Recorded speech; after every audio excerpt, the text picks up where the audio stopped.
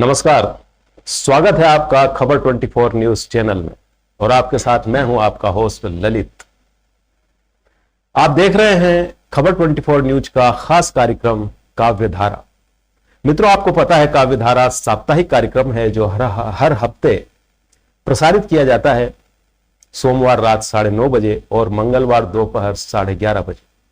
जैसा कि नाम से पता चलता है काव्यधारा, यहां पर काव्य की धारा प्रवाहित होती है और आप देख रहे हैं पिछले कई हफ्तों से यहां पर हम कई कवियों को आमंत्रित कर चुके हैं और आगे भी करते रहेंगे। इसी कड़ी में आज जो कवि मेरे आसपास बैठे हैं, मैं इनका परिचय करा दूं इससे पहले मैं आपको बता देना चाहूंगा कि किस तरह से शब्दों के जादूगर अब एक युवा पीढ़ी भी होने लगी है। मेरे आसपास जो बैठे हैं, आपको दिख रहा होगा कि ये बहुत ही कम उम्र के दोनों बालक हैं। ये तो और भी नन्हा बालक है जो क्लास 9th में पढ़ रहा है, लेकिन ये भी कविताओं की रचना करता है, कविताओं में इंटरेस्ट रखता है, गीत गाता है, साथ ही साथ वाद्य यंत्र भी बजाता है। तो मैं इनका परिचय एक एक करके आपके सामने रखता हूं। मेरे दाईं ओर जो बैठे हैं ये है अरमीत सिंह, जो कक्षा 9th के छात्र हैं। ज्ञान विहार पब्लिक स्कूल में आप अध्ययनरत हैं और आश्रम रोड भवानी मंडी में ही आप निवास करते हैं। आपकी जो उपलब्धियां हैं मैं आपको बता देना चाहूंगा। म्यूजिक में आपने इलाहाबाद यूनिवर्सिटी से 6 साल का कोर्स किया है, यह एक बहुत बड़ी बात है। भवानी मंडी जैसी जगह में 6 साल का कोर्स आपने इलाहाबाद यूनिवर्सिटी से किया है, जो म्यूजिक में किया है। तो उसके अलावा आप देखो कितना मल्टी टैलेंटेड बालक है। मार्शल आर्ट्स में कराटे के अंदर आपने ग्रीन बेल्ट भी हासिल किया है। म्यूजिक में 6 ईयर का कोर्स और उसके बाद ग्रीन बेल्ट मार्शल आर्ट में, ये एक बहुत बड़ी बात है। और मेरे बाईं ओर जो बैठे हैं ये भवानी मंडी में बहुत दूर से हमारे खबर 24 न्यूज के स्टूडियो में पधारे हैं, हमारे एक ही आमंत्रण पर। आप हैं अभिषेक सोलंकी। आपका गांव है बड़वन, जो जिला मंदसौर में पड़ता है। यह काफी दूर भवानी मंडी से पड़ता है। उसके बावजूद आप हमारे आमंत्रण पर यहां पर आए हैं। आप राज्य स्तर पर 2 बार वाद विवाद प्रतियोगिता में विजेता रहे हैं। राष्ट्र स्तर पर जो भाषण प्रतियोगिता थी उसमें भी आपने मध्य प्रदेश विधानसभा में मंदसौर का प्रतिनिधित्व किया है। यह एक बहुत बड़ी बात है मित्रों। तो आप दोनों का हमारे खबर 24 न्यूज के स्टूडियो में बहुत बहुत स्वागत है, बहुत बहुत अभिनंदन है। मैं सबसे पहले अरमीत सिंह से कहूंगा कि आप क्या हमारे दर्शकों के लिए लेकर आए हैं। मैं चाहूंगा, भारतीय संस्कृति में जब किसी कार्य की शुरुआत होती है तो हम भगवान गणपति को याद करते हैं या फिर मां सरस्वती को याद करते हैं। तो मैं चाहूंगा एक मां सरस्वती की वंदना की 2 लाइनें आप हमारे दर्शकों को सुना सकें तो बहुत अच्छा होगा। कृपा मई कृपा करो, कृपा मई कृपा करो, विनती आठोया शारदे प्रणाम, मां शारदे प्रणाम, शारदे प्रणाम, मां शारदे प्रणाम। हे वीणा पाणी महावरदानी, स्वर का हमें दान दो मां। वेद प्रकाशिनी तुम कल्याणी, बुद्धि का वरदान दो मां। हे वीणा पाणी महावरदानी, सर का हमें दान दो मां। वेद प्रकाशिनी तुम कल्याणी, बुद्धि का वरदान दो मां। वीणा सी झनकार बनकर सदा गाऊं तेरा नाम। शारदे प्रणाम, मां शारदे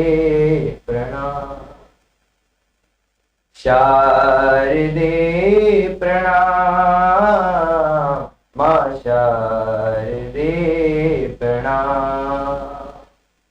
देवों की माता जगत तुमको ध्याता, अज्ञानता को मिटा दो। जीवन में मेरे न आए अंधेरा, ऐसा दिया तुम जला दो। देवों की माता जगत तुमको ध्याता, अज्ञानता को मिटा दो। जीवन में मेरे न आए अंधेरा, ऐसा दिया तुम जला दो। तेरा नाम लेकर गुजरे सदा मेरे सुबह और शाम। शारदे प्रणाम, मां शारदे प्रणाम। शारदे प्रणाम, मां शारदे प्रणाम। बहुत अच्छा अरमित सिंह, क्या बात है, कितने अच्छे शब्दों में और बहुत ही अच्छी लयबद्ध तरीके से आपने मां शारदे की स्तुति यहाँ पर प्रस्तुत की। बहुत बढ़िया, बहुत बहुत आपका अभिनंदन। और अब मैं बात करूंगा अभिषेक सोलंकी से। अभिषेक जी सोलंकी क्या लेकर आए हैं आज हमारे दर्शकों के लिए? आप तो खास तौर से वीर रस के कवि हैं। मैंने आपका थोड़ा सा एक वीडियो देखा था, उसमें आपने वीर रस की बौछार की हुई थी। तो हमारे खबर 24 के दर्शक आपका इंतजार कर रहे हैं।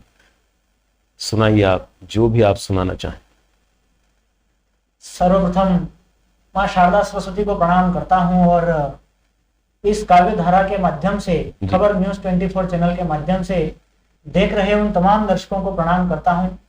और निश्चित रूप से आदरणीय, आप भी साधुवाद के योग्य हैं, क्योंकि आधुनिकता के इस दौर में आप जो है कविताओं को और साहित्य को जो जीवंत रखने का अथक प्रयास कर रहे हैं काव्य धारा के माध्यम से, निश्चित रूप से ये बधाई के पात्र हैं और साधुवाद के पात्र हैं। तब कहीं मैं आपकी भूमिका में 4 पंक्तियां पढ़ना चाहता हूँ। बिल्कुल, स्वागत है साहब आपका। कि बंद पड़े खामोशियों के तालों को शब्दों की चाबी से खोलेगा कौन? बंद पड़े खामोशियों के तालों को शब्दों की चाबी से खोलेगा कौन? क्या बात है, वेरी गुड। बंद पड़े खामोशियों के तालों को शब्दों की चाबी से खोलेगा कौन? सब अगर स्थिर हो जाएंगे तो समय की रफ्तार के साथ चलेगा कौन? और मुझे कह रहे हैं वो कि तुम चुप रहो, तुमको क्या लेना देना इन सब बातों से। तुम चुप रहो, तुमको क्या लेना देना इन सब बातों से। पर साहब, समाज की बुराइयों पर अगर एक कवि चुप हो गया तो फिर बोलेगा कौन? क्या बात है, कवि चुप हो गया तो फिर बोलेगा कौन? वेरी गुड, बहुत बढ़िया, बहुत बढ़िया। आदरणीय, देखिए हमारे देश में एक नारा बड़ा प्रसिद्ध है, जय जवान और जय किसान। तब एक प्रश्न चिन्ह खड़ा करना चाहता हूं आज इस काव्य धारा के माध्यम से कि हमारे देश में क्या वाकई में किसानों की स्थिति जय जयकार करने जैसी है? मुझसे कहा गया कि अभिषेक, तुम युवा कवि हो, प्रेम की कविताएं पढ़ लिया करो, कवि श्रृंगार पढ़ लिया करो, तो ज्यादा बढ़िया रहेगा। तब मैंने कहीं लिखने का प्रयास किया। बताना चाहता हूं कि कैसे पंक्ति लिख दूं मैं मिलन और एतबार की, कैसे कविता पढ़ लूं मैं भी श्रृंगार की। यदि मैं भी प्रेयसी के केशों में लगे गजरे को देखूंगा, उसके गालों पर पड़ते भंवरे पर उपमाएं भेजूंगा, तो फिर कौन इन सब अंधे लोगों की आंखें खोलेगा और सब गाएंगे गीत यदि प्रेम प्रीत के, तो मेरे देश के किसानों की बदहाली पर कौन? अरे वाह वाह वाह वाह, क्या बात है, क्या बात है अभिषेक जी, बहुत बढ़िया। देखिए कौन है किसान और करते क्या है जी? कि ये वही किसान है जो तन सींचकर अन्न बोते हैं, एक फसल के खातिर अपना सुख चैन सब कुछ खोते हैं, और ये धरती पुत्र अपना कर्तव्य कुछ ऐसे निभाते हैं, स्वयं भूखे रहते हैं पर पूरे देश को खिलाते हैं। बहुत बढ़िया, स्वयं भूखे रहते हैं पर पूरे देश को खिलाते हैं। आदरणीय, पिछले दिनों एक टिप्पणी सोशल मीडिया पर बहुत ज्यादा वायरल हुई जी कि अतिवृष्टि के कारण किसानों की जो फसल है वो बहुत ज्यादा खराब नहीं हुई है। तब मैं कहना चाहता हूं कि एसी वाले कमरों में बैठकर कुछ वीडियो देखकर आप ये अंदाजा नहीं लगा सकते कि एक किसान की फसल कितनी बर्बाद हुई और कितनी सुरक्षित है।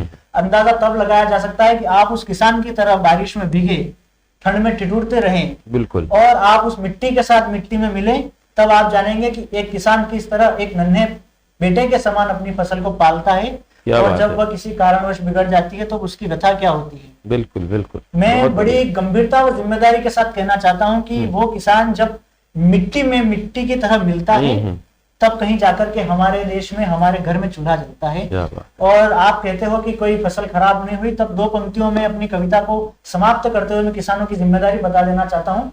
और देखिए क्या होता है किसानों के साथ साथ जी, कि ये वही किसान है जो तन सिंच कर अन्न बोते हैं, एक फसल के खातिर अपना सुख चैन नींद सब कुछ खोते हैं, और ये धरती पुत्र अपना कर्तव्य कुछ ऐसे निभाते हैं, स्वयं भूखे रहते हैं पर पूरे देश को खिलाते हैं। परंतु विडंबना देखिए, परंतु किस्मत भी अपने द्वार पता नहीं कैसे खोल रही है, सत्ता की दीवारें बस वोटों के लिए बोल रही है, सब अपने अपने स्वार्थ का सेतु बांध रहे हैं, और किसानों के लिए आया बोलने का वक्त तो सब चुप्पी साध रहे हैं। बिल्कुल, सब चुप्पी साध रहे हैं। तब कहना चाहता हूं बहुत बढ़िया। ये वही किसान है जो तन सिंच कर अन्न बोते हैं, और जिस दिन ये धरती पुत्र, जिस दिन ये धरती पुत्र अपने कर्तव्य पद से हट जाएंगे, उस दिन आप और हम भूखे मर जाएंगे। उस दिन आप और हम भूखे मर जाएंगे। क्या बात है अभिषेक जी, आपने किसानों की व्यथा को जिस तरह से शब्दों में पिरोकर कविता के रूप में प्रस्तुत किया है, वाकई बहुत सराहनीय है, बहुत ही बढ़िया है। और अब मैं बात करूंगा अरमित सिंह से। अरमित सिंह जी, आप क्या कविता कुछ लेकर आए हैं या कुछ गीत सुनाएंगे हमें? सर कविता लेके आया हूं। चलो ठीक है, आप एक कविता गीत के सुनाएं। माध्यम से। और मैं वैसे आपसे, क्योंकि आपका जो वाद्य यंत्र भी यहाँ पर रखा हुआ है, तो मैं चाहूंगा कि इसका भी एक नमूना हमारे खबर 24 न्यूज के दर्शकों को मिले, वो लोग इसे भी देखें। लेकिन इससे पहले आप एक कविता प्रस्तुत करें। आप सभी को मैं बता देना चाहता हूँ कि इससे पहले जो मैंने माँ शारदा की सरस्वती वंदना करी थी, ये मेरे गुरुजी श्रीकांत जी ओझा जी ने लिखी है। उनकी ये स्वरचित है सरस्वती वंदना, और उन्होंने मुझे सब कुछ सिखाया है, तो उनका मैं बहुत तहे दिल से धन्यवाद करता हूँ। और एक गीत के माध्यम से एक हिंदुस्तान के ऊपर, हमारे देश के ऊपर एक बहुत ही छोटी सी कविता लाया हूँ, आप सभी के समक्ष रखना चाहूंगा। बिल्कुल, स्वागत है। ये मेरा दिल ये मेरी जान, ये मेरा दिल ये मेरी जान, ये मेरा प्यारा हिंदुस्तान सदा आबाद रहेगा, ये जिंदाबाद रहेगा।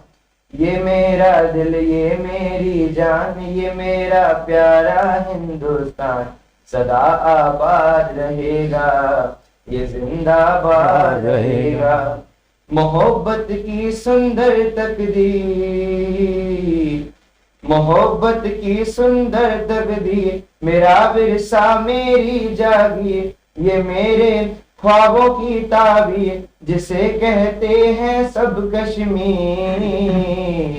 मेरा चेहरा मेरी पहचान, मेरा चेहरा मेरी पहचान, ये मेरा प्यारा हिंदुस्तान सदा आबाद रहेगा, बहुत बढ़िया, जिंदाबाद रहेगा। ये मेरा दिल ये मेरी जान, ये मेरा प्यारा हिंदुस्तान सदा आबाद रहेगा, ये जिंदाबाद रहेगा। भगत सिंह राजगुरु आजाद, भगत सिंह राजगुरु आजाद, कहो सब मिलकर जिंदाबाद। वो रानी झांसी की ललकार अभी तक दुनिया को है यार।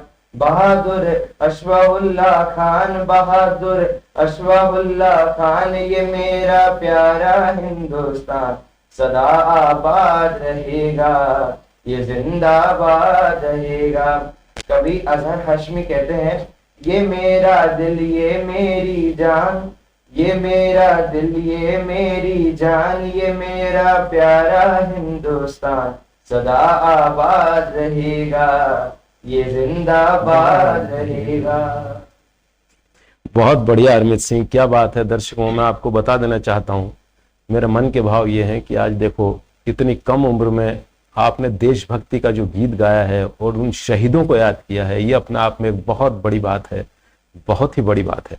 और अब मैं फिर आता हूं अभिषेक जी सोलंकी के पास। अभिषेक जी, और क्या लेकर आए हैं आप? मैं चाहता हूं कि जिस तरह से मैंने आपका एक वीडियो देखा था, तो मैं चाहता हूं एक वीर रस की अच्छी कविता आप यहाँ पर, या आप जो भी कुछ, वो मैंने अपने मन के भाव बताए हैं, लेकिन आप अगर कुछ और भी लाए हो तो कोई दिक्कत नहीं है।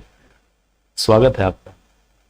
देखिए, मैं आज जिस गौरवशाली भूमि पर बैठा हूं जी, इस गौरवशाली भूमि का नाम राजस्थान हुआ करता है जी। और जहां तक मेरी अपनी व्यक्तिगत विचारधारा है कि जिस मंच से और जिस काव्य धारा के माध्यम से अगर राजस्थान की माटी का वर्णन ना हो तो कहीं ना कहीं वो काव्य पाठ अधूरा क्या माना हुआ, जाता है। अधूरा माना जाएगा। बहुत तब बढ़िया। मैं कहीं कहना चाहता हूँ, लिखने वालों ने लिखा और कहने वालों ने कहा भी कि राजस्थान में कुछ भी नहीं है, केवल रेत उड़ती है और पानी की कमी है।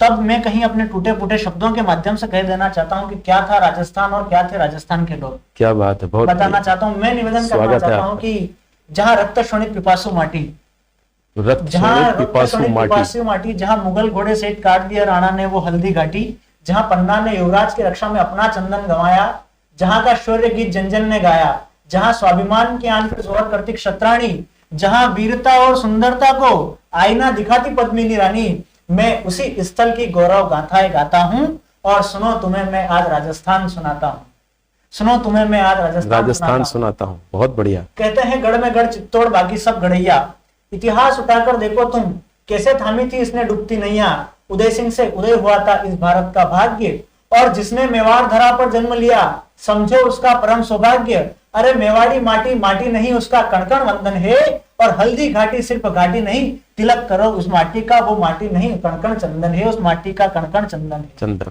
बिल्कुल। देखिए पिछले दिनों मैं कहीं एक पुस्तक पढ़ रहा था और कक्षा 9वीं 10वीं के एक पाठ्यक्रम में एक पंक्ति लिखी हुई आई थी कि महाराणा प्रताप जो है जी। वो हल्दी घाटी का युद्ध हार गए हैं। हम्म।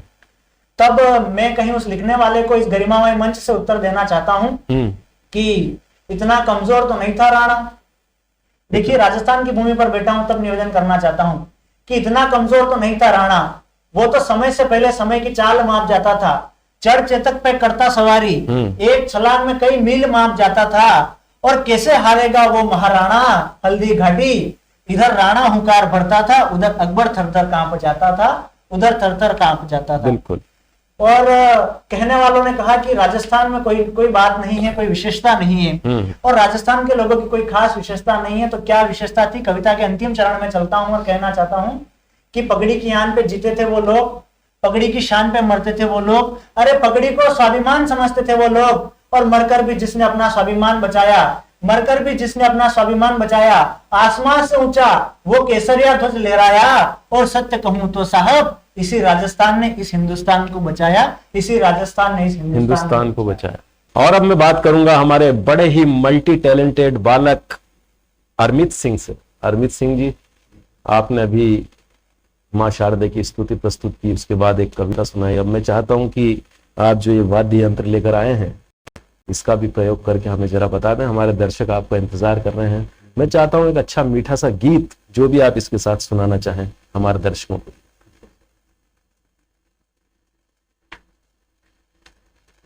कोई बहुत पुराना सा गीत गाऊं, किसी की मुस्कुराहटों को मिटा।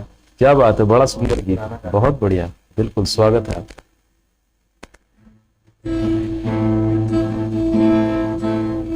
किसी की मुस्कुराहटों में वो निशा, किसी का दर्द मिल सके तो ले उठा, किसी के वास्ते हो तेरे दिल में प्यार, जीना इसी का नाम है।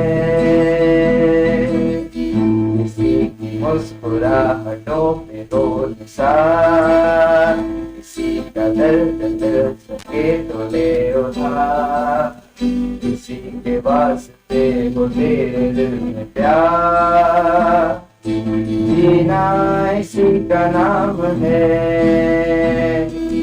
माना अपनी जेब से फकीर है, फिर भी यारो दिल के हम अमीर हैं। माना अपनी जेब से फकीर है, फिर भी यारो दिल के हम अमीर हैं। मर के भी किसी को याद आएंगे, किसी के आंसुओं में मुस्कुराएंगे, कहेगा फूल हर कली से बार बार, जीना इसी का नाम है। किसी की मुस्कुराहटों पे हो निशान, किसी का दर्द मिल सके तो ले उठा, किसी के वास्ते हो तेरे दिल में प्यार, जीना इसी का नाम है, जीना इसी का नाम है।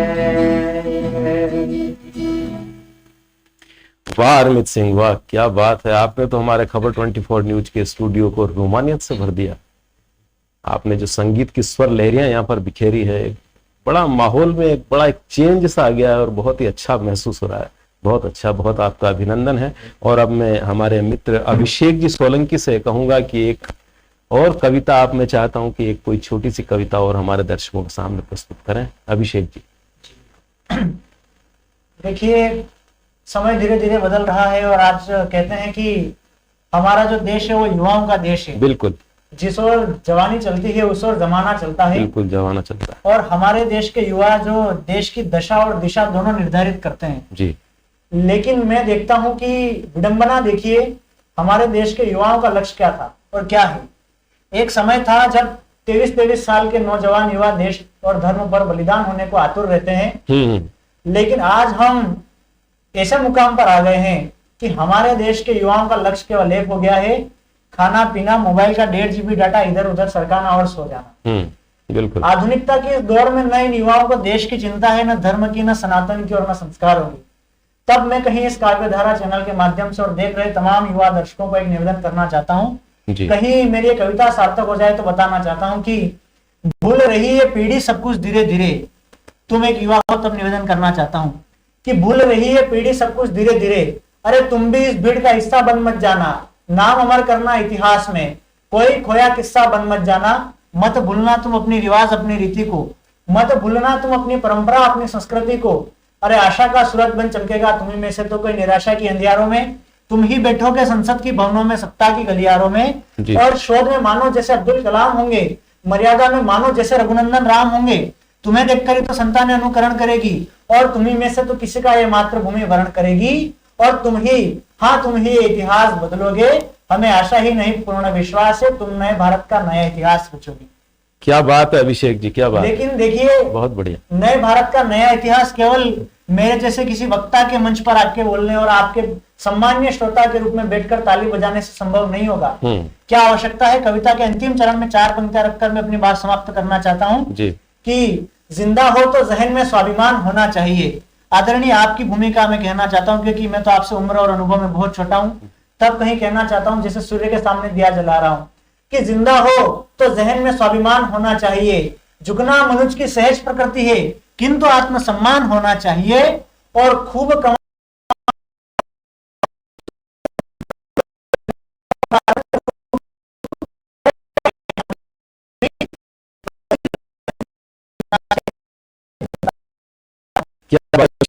अभिषेक सोलंकी, आपने जिस तरह से हमारी नई पीढ़ी को एक मैसेज दिया है, एक संदेश दिया है, वाकई तारीफ काबिल है।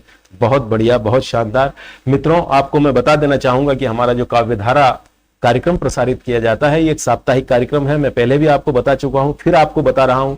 ये सोमवार रात 9:30 बजे प्रसारित होता है और इसी को रिपीट किया जाता है दूसरे दिन मंगलवार दोपहर 11:30 बजे। तो आप में से भी यदि कोई कवि हृदय है, कोई कवि है या अपनी काव्य रचना यहां पर आकर प्रस्तुत करना चाहता है तो वो सहर्ष आमंत्रित है।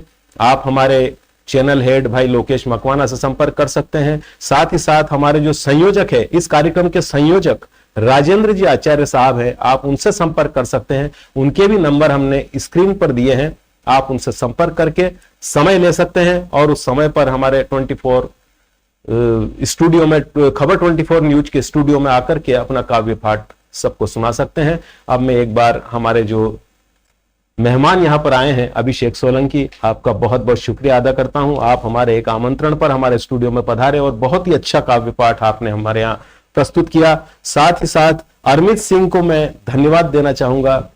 बहुत ही बढ़िया मल्टी टैलेंटेड आप हो और आपने जिस तरह से मार्शल आर्ट और म्यूजिक और कई चीजों में आपने उपलब्धियां हासिल की है और आपकी पूरा जीवन सुखमय रहे, ऐसी शुभकामनाएं खबर 24 न्यूज की तरफ से आपको। बहुत बहुत धन्यवाद, बहुत शुक्रिया।